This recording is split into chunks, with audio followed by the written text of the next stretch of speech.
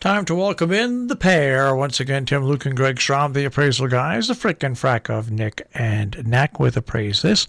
You can always find them on the web at tqag.com. Good morning, guys. Well, good morning.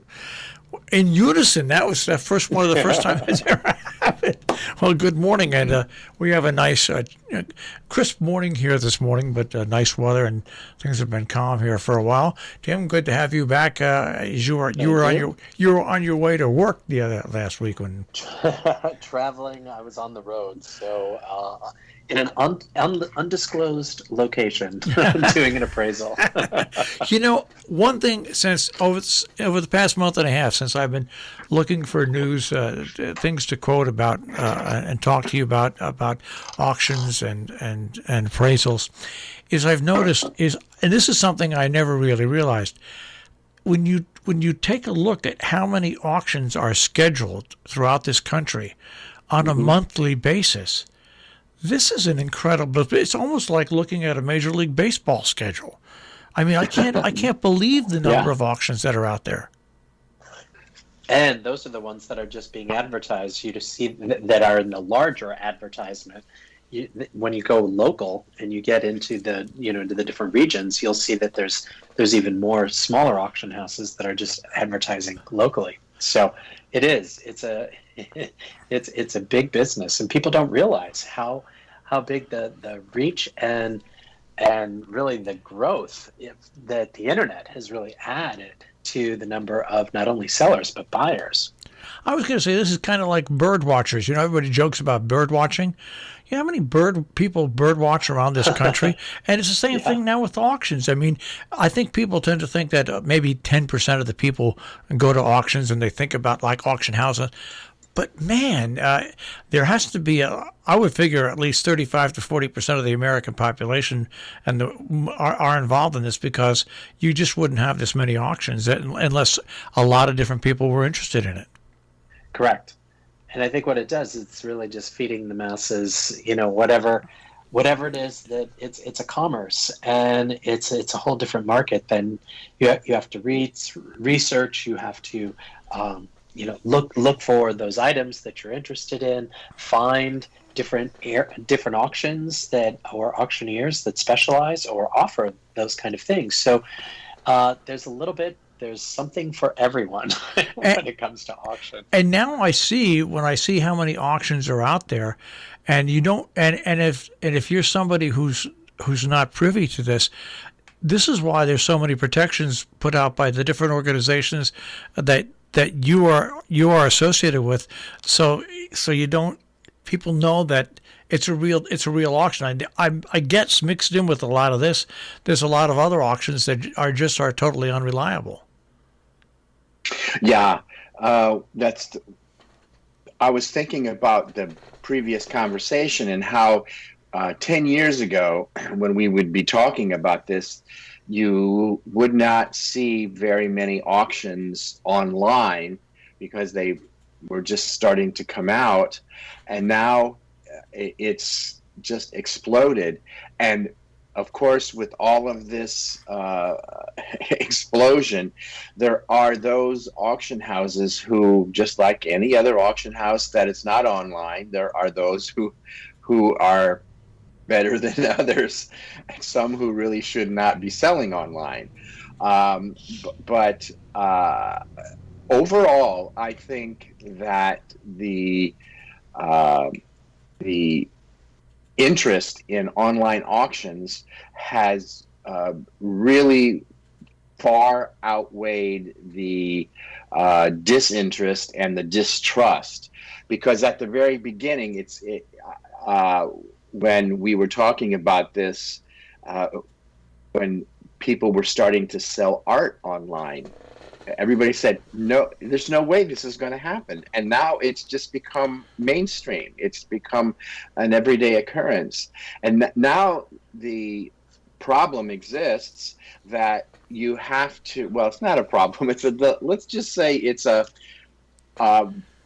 bidder beware. You have to really research the online companies that you are going to be bidding for, because there are those and we've talked about this in the past, where it looks like they might have a big business or an online auction company, and it could be two people sitting in a room bidding against people who are bidding and just to drive the prices up. So you really have to know what you're looking at, do the research, do the homework, make sure that you you've contacted the auction companies to see what their reputation is, and make sure that you don't get taken, because it happens. It does happen. Well, it's funny. We sit here, and I think most people think of car auctions, fine art auctions, and stuff like that. But I look at the list: there's a U.S. coin auction this week, a currency auction, a world paper money auction, video game auction. I mean, really, Well, I guess everything goes up for auction at one time or another. well, we've said this. How many times have you heard us say, Marshall?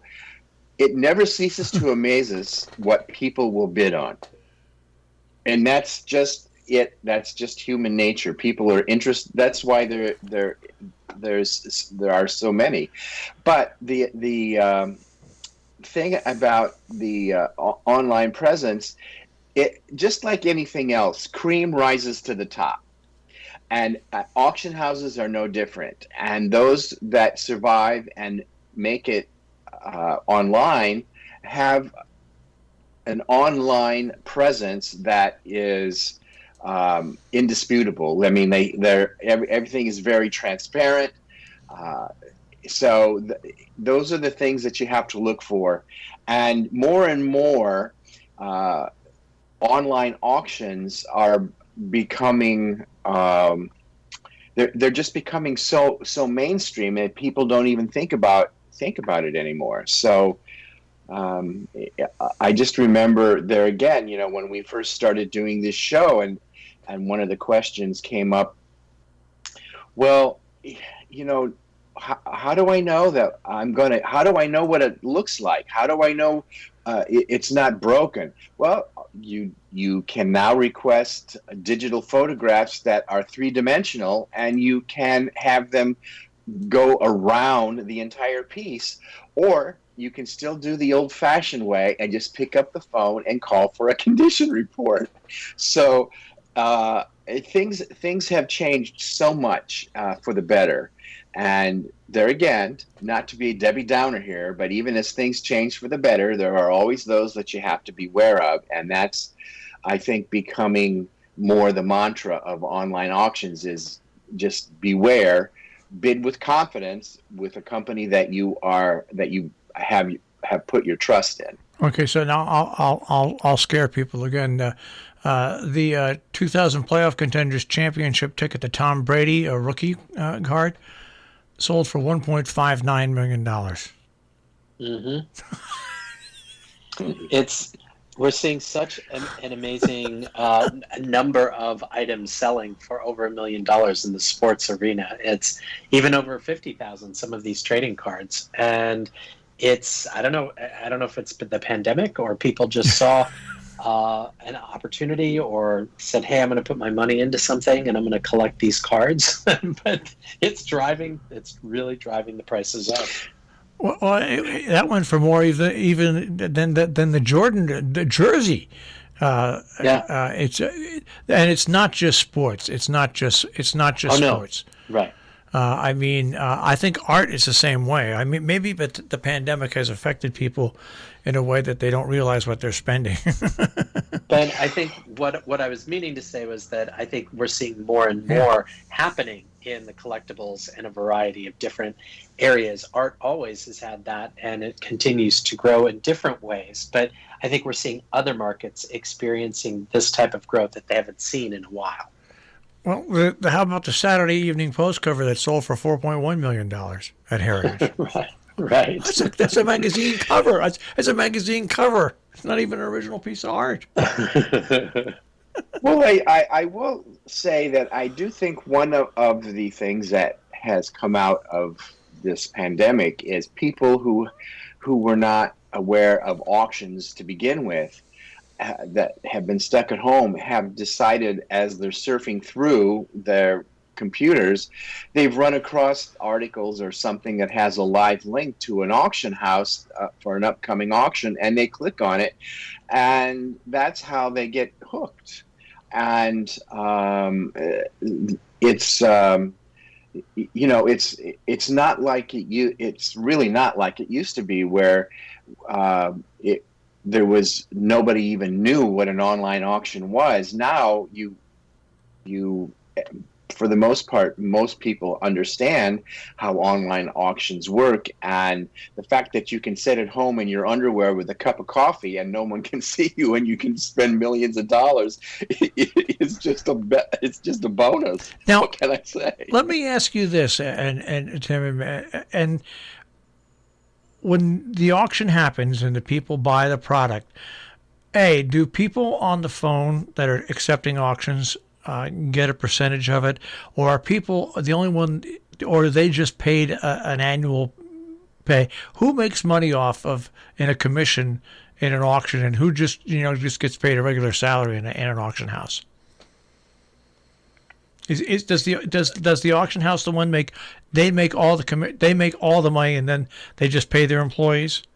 Right. Well, yeah.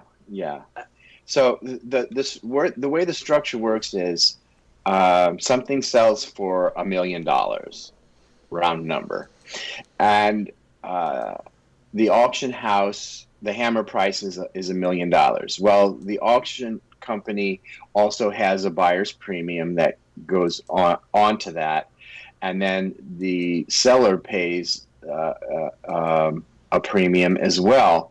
But then out of the proceeds from, after all of that is done, that's what the auction house, that's how they have a lot of their operating funds. So if you have a good auction, you can be set for a little while with salaries and all of the administrative stuff. I was just always wondering, though, like when you see these car auctions, when the guys, the men and women that are out there that are getting the bids, and they're aggressively working to get the bids, I wonder if they get bonuses and stuff like that.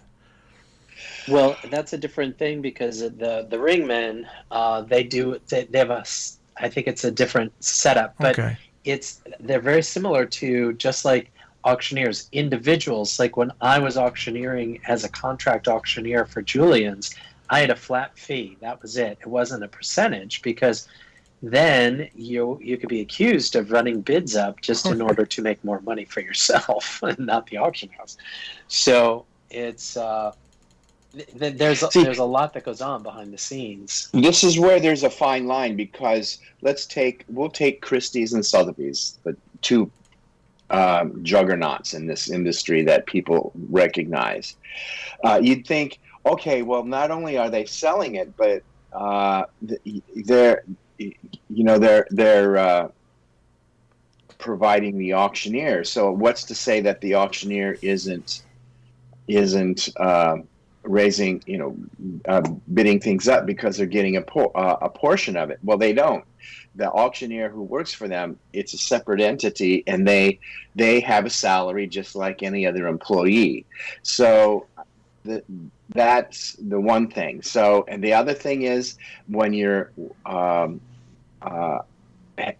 do take a percentage, that's really a conflict of interest. And I know there are some people who, I know for charity auctions, for example, there are certain charity auctioneers who their fee is based on how much the fundraiser brings in. So if you're doing an auction for a fundraiser, and let's say they raise $100,000, and your fee could be based on a percentage of that. So that's a different different thing. Varies. It depends. It varies. It depends on the regular auction. Not so much. You don't usually have a percentage, because that's a conflict.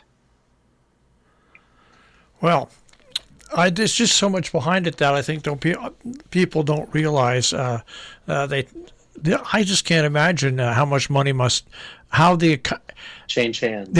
How much money change? That's and you know what? It's good for the economy. That's as absurd as some of these amounts sound. It has to be good for the economy in one way or the other. Yeah, oh, it definitely is. And I just wanted to make a little correction on that Saturday Evening Post cover. That was an original oil on canvas that sold for $4.1 million. It wasn't just the. I don't want people to get the wrong impression that they're going to go searching for the Saturday Evening Post covers now. I was going to say it was an original painting. I'm going to break into somebody's house and look for magazines. That's right. Okay, well then, actually, if it's a painting, if it's an actual painting, then that's probably a bargain. If it's an actual painting, it's probably for an illustrator though. It was J.C. Leyendecker was the illustrator, and that actually is the record for an illustrator that. So it broke the previous record. I don't know what the previous record was, but at 4.12 million was a record for an influential illustrator, because that's what he was known for more as, for the illustration art, not as just a painter. So, well, you folks are learning along with me here in the morning. All right, guys, have a great weekend. I'll speak to you next week. Hey, you too, Marshall. You too. Take have care, a great guys. week. Bye-bye. Tim Luke and Greg Schramm, not only the appraisal guys, the answer guys, but the frickin' frack of Nick and Knack. You can find them at tqag.com on the web.